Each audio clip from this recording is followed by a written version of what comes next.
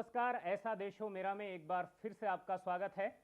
और आज हम एक ऐसा मुद्दा आपके सामने लेकर आए हैं जो बेहद दिलचस्प है।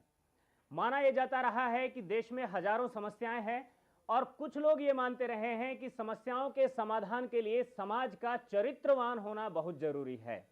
लेकिन बजरंग मुनि जो मौलिक विचारक हैं, उनका यह कहना रहा है कि आपातकाल में एक तरह का जिस तरह का इमरजेंसी पीरियड चल रहा है, या ये कहिए कि जो मौजूदा दौर है वो ऐसा दौर है जिसमें चरित्र कोई बहुत बड़ी भूमिका नहीं निभा पाएगा।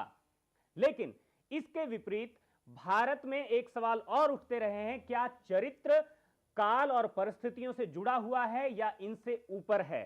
क्या चरित्र सार्वभौमिक है, सार्वकालिक है? चरित्र का हमेशा रहना आवश्यक है? ये कई सवाल हैं।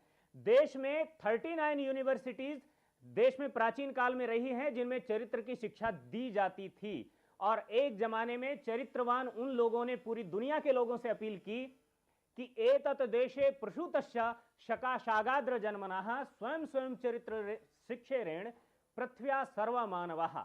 ए दुनिया के लोगों, तुम अपने अपने चरित्र की शिक्षा लेने के लिए भारत में आओ और फिर वापस लौट जाओ। इसी के आधार पर उन्होंने कहा, कृण्वन्तो विश्वमार्यम, हम दुनिया को श्रेष्ठ बनाएंगे। लेकिन यह बात समझ में नहीं आ रही है। माने सबसे पहले आप दोनों का स्वागत करते हुए परमेश ब्रह्मचारी हमारे सामने हैं, और सबसे पहले हम यह जानना चाहेंगे कि क्या ऐसी आवश्यकता आन पड़ी है, कौन सा ऐसा संक्रमण का काल है, क्या इमरजेंसी है कि आज चरित्र अपनी भूमिका नहीं निभा पाएगा? सबसे पहले तो हमें ये समझना पड़ेगा कि शराफत, समझदारी और धूर्तता में क्या अंतर है। बिल्कुल। शराफत उसको कहते हैं कि जब व्यक्ति को कर्तव्य तो करना चाहिए, अधिकारों की चिंता नहीं करनी चाहिए, उस व्यक्ति को शरीफ कहा जाता है। और धूर्त उसको कहा जाता है कि जो कर्तव्य तो न करे और केवल अधिकारों की चिंता करे। शरीफ वो कहा जाता है कि जो व्यक्ति ठगा तो जाए, ठग किसी को न सके। और धूर्त उसको कहते हैं जो ठग तो ले सारी दुनिया को और ठगा बिल्कुल न जाए। वर्तमान परिस्थिति में शराफत घातक हो रही है जब धूर्तों का वर्चस्व हो जाता है व्यवस्था पर, और धूर्त व्यवस्था बनाने लग जाते हैं और शरीफ लोग उस व्यवस्था का पालन करने लग जाते हैं, तो समाज में चरित्र संकट में आ जाता है, क्योंकि धूर्त व्यवस्था बना रहे हैं। ऐसे समय में शराफत से धूर्तता का मुकाबला किया ही नहीं जा सकता है। ऐसे समय में तो समझदारी की आवश्यकता पड़ती है, अर्थात किसी ऐसे मार्गदर्शक की जरूरत पड़ती है जो न किसी को ठगे और न ठगा जा सके, जो कर्तव्य और अधिकार दोनों की चिंता करे। अगर कृष्ण समझदार नहीं होते, शरीफ होते, तो सब शराफत धरी की धरी रह जाती, कहीं कुछ नहीं होता, सारा चरित्र काम नहीं आता। कृष्ण ने परिस्थिति, देश काल परिस्थिति के अनुसार शराफत और धूर्तता के बीच में समझदारी का मार्ग चुना। और उसी तरह से राम ने भी, राम से पूछा गया कि हे राम, यज्ञ के विषय में आपके क्या विचार हैं? तो राम ने कहा, यज्ञो वही श्रेष्ठ तमम कर्मा। और जब मेघनाद यज्ञ करने लग गया तो राम ने यज्ञ के श्रेष्ठतम कार्य मानने के बजाय समझदारी से काम लिया और कहा, विध्वंस कर दो इस यज्ञ को, कि जिस यज्ञ की सुरक्षा करने से शराफत मजबूत होती है, उस यज्ञ की सुरक्षा करनी चाहिए, और जिस यज्ञ से धूर्तता मजबूत होती है, उस यज्ञ का भी ध्वंस कर देना चाहिए। तो समझदारी का निर्णय था। उस समय के ऋषि मुनि समझदारी से काम करते थे कि जब राम जंगल में गए तो ऋषि मुनियों ने उनको चरित्र निर्माण का काम नहीं किया, चरित्र नहीं सिखाया, उनको अस्त्र शस्त्र चलाने की ट्रेनिंग दी और अस्त्र शस्त्र दिए। वर्तमान समय आपातकाल है, और इसलिए मैं ये अधिकार पूर्वक कह सकता हूं कि मैंने प्रयोग किया है सन 84 में। सन 84 में जब मैं राजनीति से अलग हुआ और मैं विफल हो गया, उस समय सत्ता के माध्यम से समाज में व्यवस्था करने में असफल हो गया, तब मैंने अपने आश्रम में 4-5 छोटे छोटे बच्चों को साथ लेकर के चरित्र निर्माण का प्रयोग किया, उनका चरित्र बनाया, उन लोगों को ईमानदार बनाया, सारी ट्रेनिंग दी, खिलाना पिलाना रहना पढ़ाना सब कुछ किया। और जब वे बच्चे 25-25 वर्ष के 28-28 वर्ष के हो गए तो वो विधायक बन गए, सांसद बन गए, मंत्री बन गए, नगर पालिका के चेयरमैन बन गए। और सारे के सारे बच्चे जब पावर में गए तो सबके सब भ्रष्ट हो गए, और आज भी वो लोग भ्रष्ट हैं वर्तमान समय में भी पावर में। तो चरित्र दो इसमें कहीं भी बन नहीं सकता है। यदि व्यवस्था गड़बड़ है तो हर धूर्त वर्तमान समय में घूम घूम करके या तो चरित्र का उपदेश दे रहा है। अगर बाघ ये शिक्षा दे कि गाय को चरित्रवान होना चाहिए तो बाघ को बहुत आराम है, क्योंकि गाय अगर हिलेगी डुलेगी नहीं तो खाने में बहुत मजा आएगा। तो हर धूर्त चरित्र की शिक्षा दे रहा है वर्तमान स्थितियों में। सामान्य काल में चरित्र निर्माण ही एकमात्र मार्ग होता है, और आपत्ति काल में चरित्र निर्माण हमेशा घातक होता है, क्योंकि शराफत ही धूर्तों का भोजन हो जाती है। तो वर्तमान समय मेरी दृष्टि में, आपकी दृष्टि में क्या है, मुझे उससे कुछ नहीं कहना है। मुनि जी, एक बात मैं कहूंगा, परमेश ब्रह्मचारी यहाँ पर बैठे हैं, दर्शक भी देख रहे हैं। भारत में एक ब्रह्मचारी को ऐसा ही, अभी गुरुकुल से आए भी हैं काशी से, माना यह जाता है कि ब्रह्मचारी ऐसा ही होता है। शोधार्थी हैं संस्कृत में, और दुनिया भर में जो है संस्कृत का प्रचार भी कर रहे हैं। मेरा ये कहना है, आपको आपने चरित्र की शिक्षा अपने गुरुकुल से ली?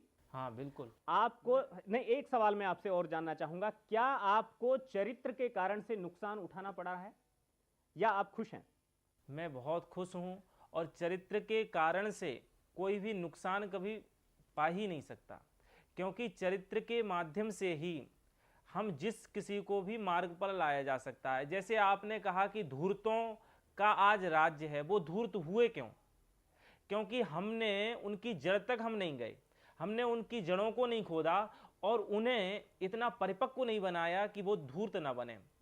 जिस पर हमने काला रंग चढ़ा दिया, श्वेत वस्त्र पर काला रंग चढ़ा दिया, इसके बाद काले पर कोई रंग नहीं चढ़ सकता।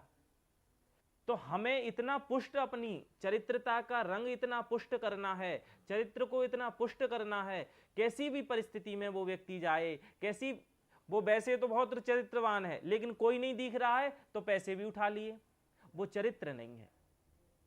बहुत बड़ी एक शिक्षा हम लोगों ने सुनी है। एक प्रश्न बीच में ये पैदा होगा कि क्या राम ने जो रावण के साथ किया वह गलत किया? मतलब रावण का चरित्र निर्माण करना चाहिए था राम को। एक बात बताइए कि एक गुरु के 2 शिष्य हुए हैं, एक का नाम था युधिष्ठिर और एक का नाम था दुर्योधन, और दोनों का चरित्र निर्माण एक साथ हुआ है, और एक ही गुरु ने दोनों का चरित्र निर्माण किया है, एक ही शिक्षा दी। ऐसा नहीं है कि एक को अलग शिक्षा देते थे, एक को अलग देते थे। ये तो भारतीय मानस में पुनर्जन्मों के संस्कार का भी कुछ असर तो जोड़ा आप गया है। फिर पुनर्जन्म के संस्कार लीजिए उसके साथ। तो यदि पुनर्जन्म के संस्कार भी जुड़े हुए हैं चरित्र के साथ, लेकिन चरित्र का फल हमने देखा। दुर्योधन भले ही राज्य को प्राप्त कर गया हो, दुर्योधन ने भले ही राज्य को संभाला हो, लेकिन युधिष्ठिर जी ही पूज्य रहे। और आज भी हर व्यक्ति युधिष्ठिर तो पुत्र का नाम रखता है, लेकिन दुर्योधन कभी नहीं रखता। दुर्योधन नहीं, मैं ये मानता हूं कि दुर्योधन से युधिष्ठिर श्रेष्ठ थे, लेकिन युधिष्ठिर के पास दुर्योधन का समाधान नहीं था। दुर्योधन का समाधान किसके पास था? कृष्ण के पास। तो युधिष्ठिर और दुर्योधन के बीच युधिष्ठिर ठीक है, अर्थात यदि सामान्य काल हो, सामान्य काल में चरित्र सर्वोच्च है सामान्य काल में, और आपत्ति काल में, आपत्ति काल तो कभी कभी आता है, विशेष परिस्थितियों में आता है, तो सामान्यतया तो चरित्र सर्वोच्च है सामान्यतया। लेकिन जब आपत्ति काल आता है तो चरित्र निर्माण के कार्य को थोड़े समय में आपत्ति काल में रोक कर ऐसे समय में समझदारी से काम लेना चाहिए। चरित्र से समाधान, दुष्टों का समाधान आज तक कभी भी चरित्र से नहीं हुआ है। 3 तो हुए हैं, वाल्मीकि, अंगुलीमाल, यही 2-3 का तो बदला गया है, और बाकी तो सबको देवी दुर्गा ने मारा, देवी दुर्गा ने चरित्र निर्माण क्यों नहीं किया? मेरे एक सवाल का जवाब आप दीजिए। सिकंदर भारत पर आक्रमण करने के लिए आ रहा था, हर राज्य को जीतता हुआ आ रहा था, उसका सामना किसने किया? चरित्रवान लोगों ने। गुरुकुल में नालंदा में पढ़ने वाले। आपको मालूम नहीं है, अगर चाणक्य भी चरित्रवान होते, चरित्र जो है वो सहायक होता है ऐसी परिस्थिति में। मैं चरित्र के विरुद्ध नहीं हूं, मैं तो ये कह रहा हूं कि चरित्र को अपना संस्कार मान करके नहीं चलना चाहिए। आपातकाल में चरित्र भी सहायक होगा, क्योंकि चरित्र होगा तो सहायता तो करेगा, लेकिन उस समय भावना से न बह करके बुद्धि से काम लेना पड़ता है, और बुद्धि से काम लेना जो है वह समझदारी का भाग है। इस हिसाब से हमें सोचना पड़ेगा। कहीं भी आप आज तक ऐसा नहीं पाएंगे। आपका कहना है कि चरित्रवान आदमी बुद्धिमान नहीं होता है या समझदार नहीं होता है? चरित्रवान आदमी भी समझदार हो सकता है, लेकिन यह आवश्यक नहीं है कि समझदारी के लिए चरित्र अनिवार्य ही है। मेरा दोनों में अंतर है। लेकिन जो समझदार व्यक्ति है और बाद में यदि वो समझदार चरित्र से परिपुष्ट नहीं है और बाद में वो धूर्त हो जा रहा है, तब हम क्या करेंगे? फिर वही जो समस्या हमारे सामने आज है, वही समस्या फिर बनी रहेगी। राज्य तो अंत्योत गत्वा, अंत में राज्य तो हमें किसका चाहिए? चरित्रवान का चाहिए, ना कि हमें धूर्तों का राज्य चाहिए। क्योंकि वो धूर्त जो समझदार है और उसके ऊपर पक्की तरह से, अच्छी तरह से चाशनी समझदारी की तो चढ़ी है, लेकिन चरित्र की नहीं चढ़ी है, तो बाद में वो धूर्त होकर हम सबको नष्ट करेगा। इसीलिए महत्व तो चरित्र का ही है। कहना है कि ये जो समझदार लोग हैं, कथित तौर पर समझदार लोग, ये घातक होंगे। मैं आपसे बिल्कुल असहमत हूं, क्योंकि हमें ऐसा कोई राज्य नहीं चाहिए कि जो राज्य हमारा मालिक हो। चरित्र की आवश्यकता तो मालिक के हिसाब से। तो अगर आज राज्य हमारा मालिक बना हुआ है, तो उस राज्य से निपटने के लिए चरित्रवानों की फौज ने इस समय जो है वो काम नहीं आएगी, क्योंकि चरित्र बनाएगा कौन? तो क्या हम देश को चरित्रहीन लोगों के ऊपर छोड़ दें? मेरा ये कहना है कि मैं चरित्रहीनता की प्रशंसा नहीं कर रहा हूं। बिल्कुल, मैं तो ये कह रहा हूं कि अच्छा, चरित्र बनाएगा कौन? तो चरित्र बनाने वाला कोई दूसरा व्यक्ति होगा, बस जो चरित्र का उपदेश देने वाला, वह व्यक्ति कौन होगा? उसका चयन कौन करेगा? तो उसका चयन करते समय अगर वही चरित्रहीन हो गया, तब क्या होगा? प्रश्न यहाँ आता है। हमें चरित्र की जो शिक्षा है वो प्रारंभ काल से ही देनी चाहिए। और जो हमारे सदग्रंथ हैं, हम क्यों चरित्रहीन होते जा रहे हैं? हमारी संस्कृति, हमारी सभ्यता, हमारे धर्म, हमारी चेतना से हम अलग होते जा रहे हैं। हम दूसरे की चेतना को अपनी चेतना मान रहे हैं। हम दूसरों के धर्म को, सबसे बड़ी चरित्र निर्माण के लिए प्रत्येक व्यक्ति के लिए है अपने धर्म का वो पालन करे। आपका कहना यह है कि कहीं ना कहीं शिक्षा तंत्र कुछ दोषी हो गया है, जिसके कारण कुछ गड़बड़ हो रहा है। मेरा ये कहना है कि शिक्षा तंत्र दोषी नहीं हो गया है, मेरा तो ये कहना है कि ज्ञान तंत्र दोषी हो गया है। शिक्षा तो विस्तार हो रही है और ज्ञान घट रहा है। ज्ञान जो है वो ज्ञान से चरित्र बनता है। बिल्कुल, शिक्षा से तो कैपेसिटी डेवलपमेंट होता है। ज्ञान घट रहा है समाज के अंदर। वर्तमान समय में जो राजनीतिक ढांचा है देश का, ज्ञान का सोर्स क्या हो सकता है? ज्ञान का जो स्रोत है वह तो प्रैक्टिकल होता है। ज्ञान स्वनिर्मित होता है ज्ञान, लेकिन वो हम शिक्षा पर इतना ज्यादा जोर देने लग गए कि शिक्षा को ही हमने सारा भौतिक विकास को उसका माध्यम मान लिया। बिल्कुल। तो चरित्र निर्माण पर जो प्रश्न उठ रहे हैं, तो मैं जब ये प्रश्न आपसे कह रहा हूं कि चरित्र निर्माण करने के बाद मेरे जैसे व्यक्ति ने चरित्र निर्माण जब किया 4-5 का, और वो सारे के सारे आज भ्रष्ट हैं, तो वे व्यक्ति दोषी नहीं है, मैं दोषी नहीं हूं। पॉलिटिकल सिस्टम दोषी है देश का। उसमें वो भी दोषी नहीं है, उसमें वातावरण दोषी है। हमने वातावरण कैसा दिया? हम एक वृक्ष को गंदे वातावरण में आरोपित कर रहे हैं, तो वो वृक्ष वैसा ही होगा।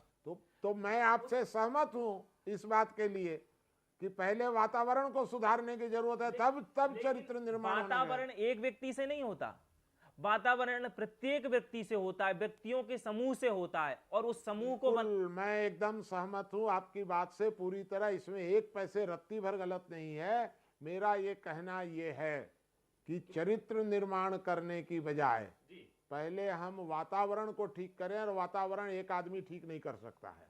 तो वातावरण 121 करोड़ वातावरण लोग सही ठीक करने करेंगे। के लिए चरित्र चाहिए, चरित्र चाहिए। धर्म तो चाहिए, मेरा ये कहना अपनी है कि चेतना चरित्र के चाहिए। लिए वातावरण ये चाहिए। दोनों एक दूसरे के पूरक तो नहीं है। चरित्र के लिए वातावरण चाहिए। माने वातावरण और चरित्र एक अच्छा, दूसरे के पूरक अच्छा, तो तो नहीं है। अच्छा, आप लोग दोनों आदमी हमको बताइए कि सन 47 में चरित्रवान लोग संसद में ज्यादा थे, ईमानदार लोग, ईमानदार लोग ज्यादा थे, जो भी आप कहिए, ईमानदार लोग ज्यादा थे।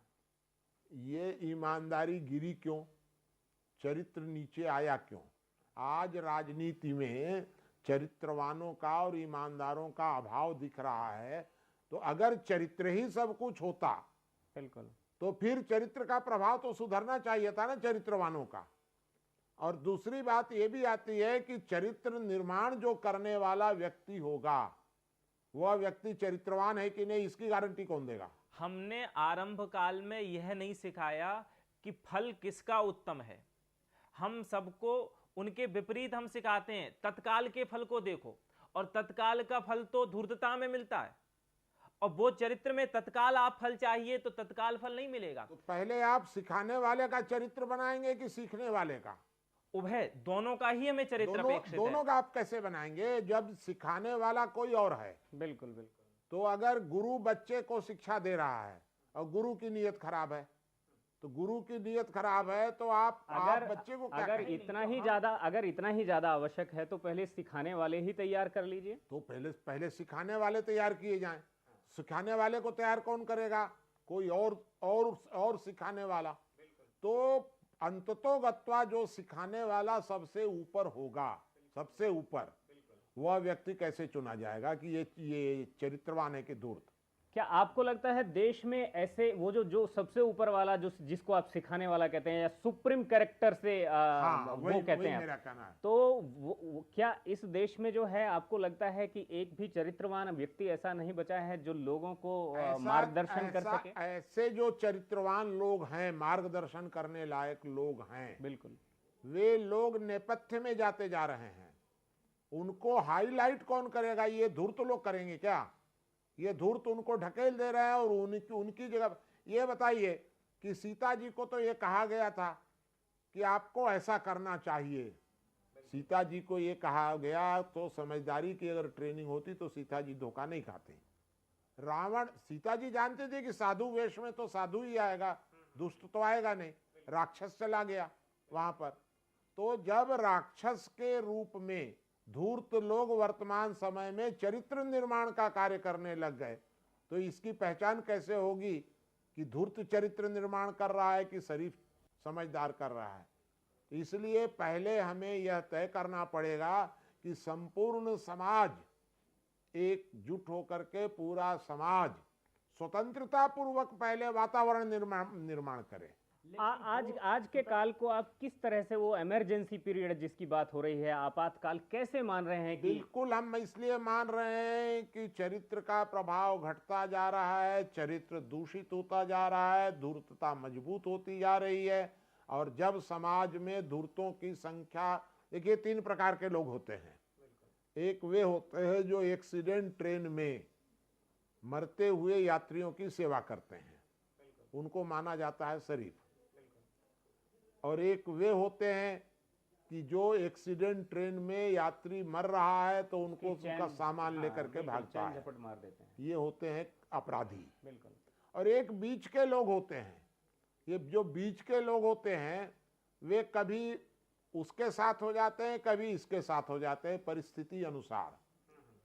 तो धूर्तों की संख्या, समाज में अपराधियों की संख्या यदि 5% तक हो जाए तो आपातकाल मान लेना चाहिए। पुराने जमाने में भी अगर 10 ठो राक्षस हो जाए तो 100 देवता गली गली में छिपे छिपे फिरते थे, पुराना इतिहास बताता है। और इन देवताओं की रक्षा करने के लिए फिर किसको आना पड़ता था? कृष्ण और राम रूपी समझदार व्यक्ति को। कृष्ण और राम समझदार थे।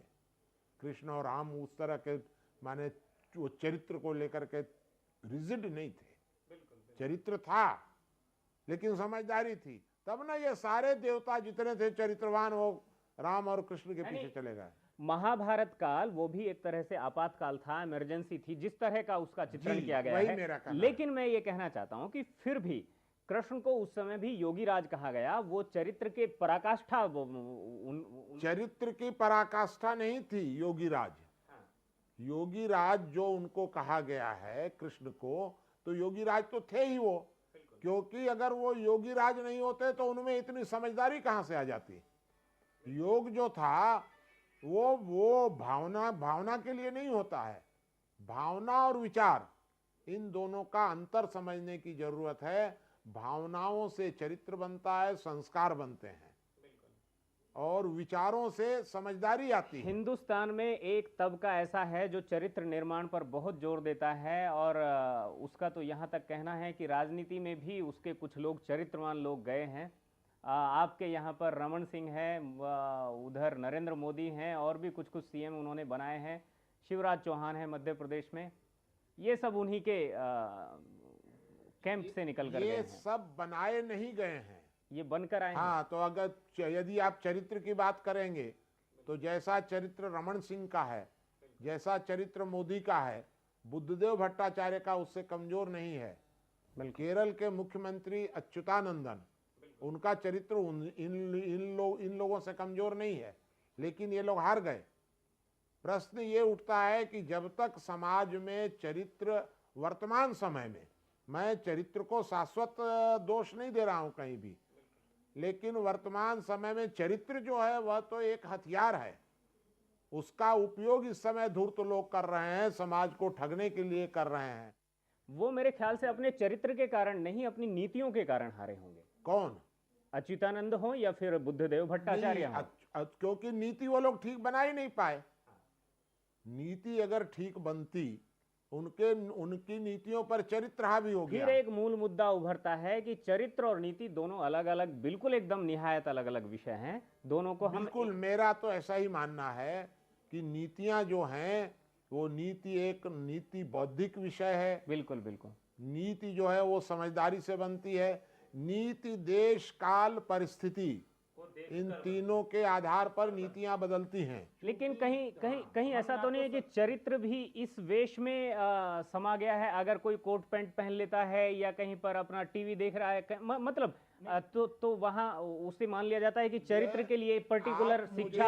आप मुझे एक बात बताइए, चरित्र के लिए धोती कुर्ता और संस्कृत, केवल ये दो चीजें अनिवार्य हैं? आप मुझे एक बात बताइए कि मैं किसी व्यक्ति की सूरत, शकल या टीका, पूजा पाठ, इनको देख करके कैसे जान लूं कि ये रावण है या राम है? बिल्कुल। और क्या हो सकता है, माने मैं कैसे जानूं? क्योंकि मेरे अंदर तो सिर्फ मुझे तो ये बताया गया है। इसलिए जब सामान्य काल हो तो किसी भी टीका वाले को, किसी भी पूजा वाले को, किसी भी भक्त को चरित्रवान माना जा सकता है सामान्य काल में।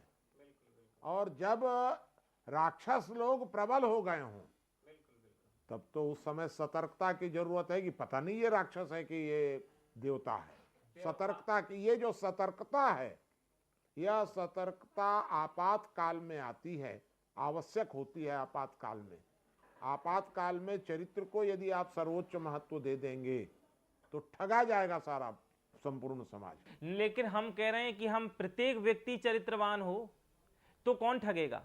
तो प्रत्येक व्यक्ति चरित्रवान हो तो चरित्र का निर्माण करने वाला को पहले चरित्रवान होगा तब ना। चरित्र का निर्माण करने वाला ही प्रत्येक व्यक्ति हो। हाँ, चरित्र का निर्माण करने वाला प्रत्येक व्यक्ति हो, और वह व्यक्ति चरित्रवान है इसका सर्टिफिकेट कौन देगा? नहीं, चरित्रवान के लिए किसी के प्रमाण की अपेक्षा नहीं होती। तो मैं आपसे स्पष्ट कर दूं कि चरित्रवान को आज प्रमाण की आवश्यकता है, क्योंकि अगर राजनीति में इसी प्रकार से चलता रहा तो सारे चरित्रहीन लोग प्रमाणित हो जाएंगे कि ये चरित्रवान है।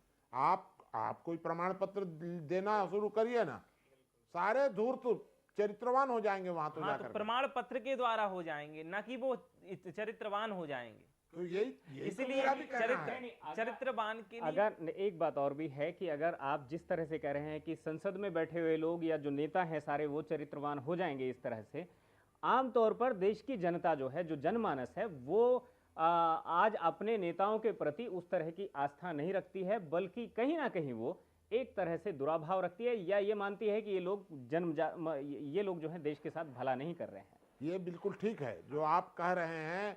यह प्रभाव जनता के बीच में इसलिए अब आया क्योंकि जनता में समझदारी विकसित हो रही है।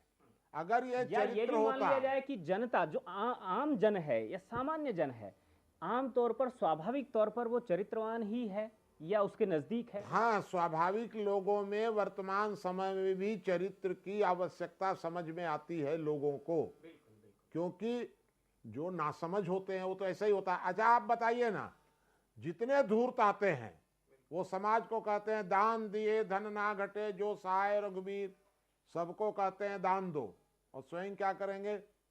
संग्रह करेंगे सारा धन। हर नेता आएगा तो कहेगा कि मतदान करो, वोट दो, अनिवार्य कर दो वोट, और स्वयं सारा वोट इकट्ठा कर लेंगे। तो मैं ये जानना चाहता हूं कि इन समाज को आज ये शिक्षा दी जानी चाहिए कि सबसे पहले ये देखो कि तुमको प्रवचन देने वाला, चरित्र की शिक्षा देने वाला कहीं स्वयं भी तो धूर्त नहीं है, क्योंकि अगर धूर्त होगा तो चरित्र की शिक्षा तो गड़बड़ जाएगी। इसीलिए हमने प्रारंभ में कहा स्व चरित्रेण शिक्षेरन, अपने चरित्र के माध्यम से शिक्षा दो, कार्य करके शिक्षा दो, हमें बताना नहीं है। तो अगर वो अपने चरित्र से शिक्षा देगा तो वो तो चरित्र में धूर्त है। हाँ, तो प्रश्न ये पैदा होता है कि धूर्त तो ठगना चाहता है शरीफ को, तो धूर्त जब शरीफ को ठगना चाहता है तो हम शरीफ को क्या समझाएं? मूल प्रश्न तो ये है कि तुम शराफत से आओ समाज में या समझदारी से आओ। तो मेरा ये मानना है कि वर्तमान समय में अल्पकाल के लिए शराफत की शिक्षा को रोक देना चाहिए, क्योंकि हमारा सिस्टम। लेकिन आप कह रहे हैं शराफत की शिक्षा को रोक दिया जाए, लेकिन एक तरफ शराफत है ही कहाँ? यदि इनको शराफत की शिक्षा दी जाती, यदि इन्हें चरित्र की शिक्षा दी जाती, तो क्या आज वो चरित्रहीन होते? मेरा तो ये कहना है कि उनको शिक्षा जो दी गई, शराफत की शिक्षा दी गई, वह धूर्त लोगों ने उनको शिक्षा। एक आखिर में एक मेरी जिज्ञासा और आखिर में है, और वो इतनी सी है कि क्या समझदारी के रहते हुए भी हम कहें कि शरीफ आदमी जो है वो समझदार बने, और समझदारी के रहते हुए भी चरित्र क्या सस्टेन नहीं कर सकता? नहीं, एकदम कर सकता है। मैं तो चरित्र के पक्ष में हूँ। बस हम आपसे इतना ही चाहते थे। चरित्र के विरुद्ध नहीं हूँ, मैं तो इस बात के विरुद्ध हूँ। यानी बजरंग मुनि जी का सीधे कहना है कि चरित्रवान होना सही है, मगर उसके साथ अगर समझदारी नहीं जोड़ी गई तो वो चरित्र उसके लिए और समाज के लिए घातक साबित हो सकता है। यही मैं कह रहा हूँ। ठीक है, इस विषय पर आपकी जो शंकाएं हैं वो अब निर्मूल हो गई होंगी शायद, मुझे लगता है। लेकिन इसके बावजूद भी अगर आपके मन में लगता है कि कोई सवाल बाकी है, किसी तरह का कोई सुझाव बाकी है, तो आप हमें फिर भी फोन करके आप सीधे मुनि जी से उसकी शंका का समाधान कर सकते हैं। फिलहाल मेरा देश हो ऐसा में अभी इतना ही। अगले हफ्ते फिर मिलेंगे एक नए मुद्दे के साथ। तब तक मुझे दीजिए इजाजत। नमस्कार।